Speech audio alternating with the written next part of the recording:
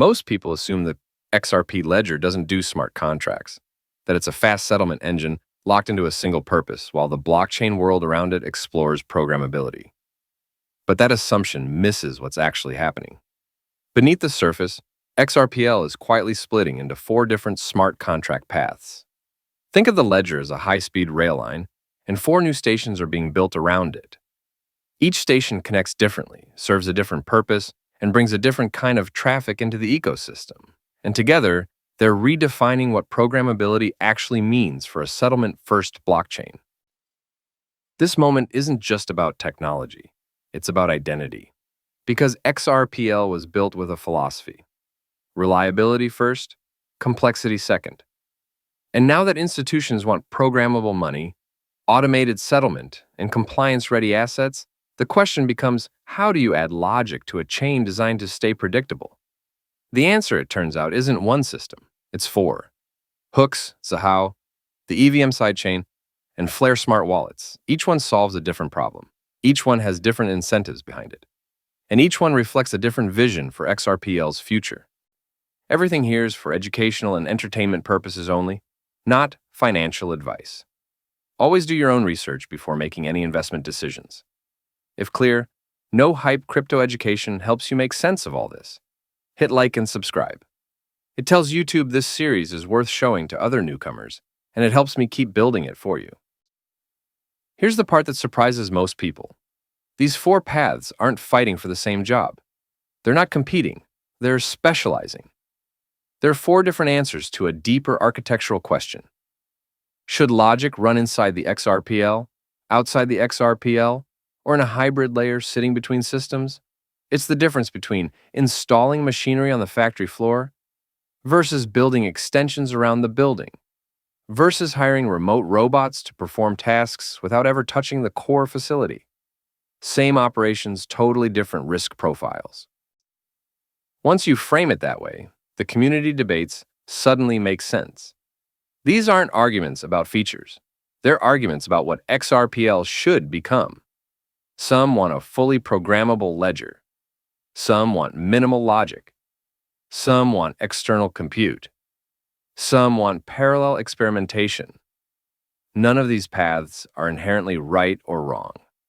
They simply reflect the trade-offs required when a global settlement network starts evolving beyond its original mission. So let's start with hooks, because hooks change XRPL the least. Hooks are like tiny circuit breaker devices attached to XRPL accounts. They don't run constantly. They don't sit in the background consuming resources. They only fire when something hits them. A payment comes in, a trust line adjusts, an escrow moves. When that happens, the hook script runs, fast, deterministic, and controlled. This gives hooks a very specific role. They're perfect for compliance checks, conditional transfers, automated treasury operations, scheduled releases, identity gating, and rules-based tokenized assets. They let accounts behave intelligently without exposing the ledger to heavy compute. Imagine being able to say, if a payment comes from this address, process it this way. If this token tries to enter the account, block it. If my balance exceeds a threshold, split it automatically. It's smart but constrained. Think programmable switches, not programmable computers. That constraint is deliberate. XRPL's reliability comes from limiting unpredictability. Hooks preserve that ethos. They add capability without adding chaos. They feel like part of the ledger's DNA: incremental, safe, controlled. And for institutions dealing with tokenized dollars, identity-gated assets, or controlled redemption flows, hooks may quietly become the most important upgrade XRPL has added in years. But not everyone agrees that programmability should be this limited. Some developers want XRPL to be far more expressive, something capable of handling complex logic and richer applications. That's how Xahau came to life. Xahau is built on XRPL's blueprint, but activates hooks immediately, without waiting for mainnet conservatism. It adds governance. It adds incentives. It creates a fast-moving environment where developers can iterate aggressively, free from the constraints that keep XRPL safe. If hooks are circuit breakers inside the main facility, Xahau is an experimental lab built on the same blueprint, but with fewer restrictions. It's where risky ideas can be tested, new logic can be deployed, governance models can be explored. Builders who want speed get speed. Builders who need stability stay on XRPL. It's not a replacement for XRPL, and it's not trying to be one. It's a pressure valve that keeps experimentation off the main settlement rail. But what about the kind of smart contracts that drive most of DeFi? Full power, multi-step workflows, lending, derivatives, governance, fund structures, structured finance, automated issuance logic. You can't do any of that with hooks, and XRPL can't accept it directly without compromising its reliability. That's where the EVM sidechain enters, the programmable annex next to XRPL.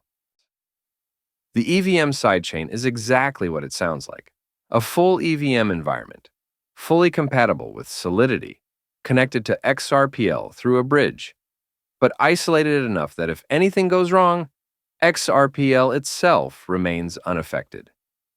It's like building a fully programmable building next to your settlement rail, but installing a firewall so problems in one building can't spread to the other. Developers move XRP across as EXRP, deploy contracts, and build everything from decentralized exchanges to RWA workflows, all without touching XRPL's core. This matters tremendously because institutions require programmability, but they cannot tolerate unpredictability at the settlement layer. If a smart contract bug locks up $1 billion on Ethereum, Ethereum keeps running. But if the same thing happened inside XRPL, it would compromise the ledger's purpose. Fast, final, reliable settlement. The EVM sidechain respects that boundary. It gives XRPL the benefits of programmability without importing the risks. Then there's Flare, an approach that flips the entire model on its head. Instead of moving assets to logic, Flare moves logic to assets. XRP stays on XRPL. The smart logic executes on Flare. The wallet becomes the programmable interface. Imagine a remote robotic arm performing actions on your behalf, but never removing the goods from your vault. The vault stays untouched. The robot does the work somewhere else. In practice, this means automation without bridges, logic without risk to the ledger, and programmability without sacrificing custody. Your XRP remains exactly where it's supposed to be. You simply authorize external logic to perform certain actions. For many users and even institutions, this hybrid model offers the cleanest separation of responsibilities. XRPL for settlement, Flare for compute. Now that all four models are on the table, the bigger picture becomes unmistakable. XRPL isn't reinventing itself as a smart contract chain.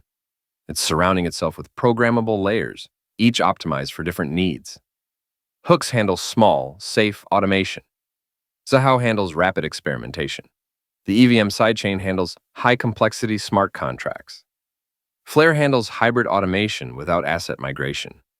Each path adds programmability, but none threaten XRPL's identity as a settlement-first ledger.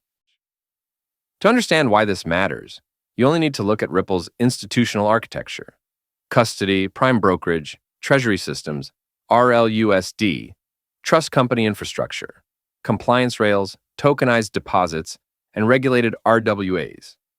Ripple isn't building a decentralized application playground, it's building financial plumbing. And financial plumbing requires predictability above all else. That's why hooks make sense for regulated tokenization. That's why the EVM sidechain makes sense for programmable finance. That's why Flare fits for hybrid automation. And that's why Xahau, while valuable, sits outside the institutional roadmap and serves developers who want a different style of evolution.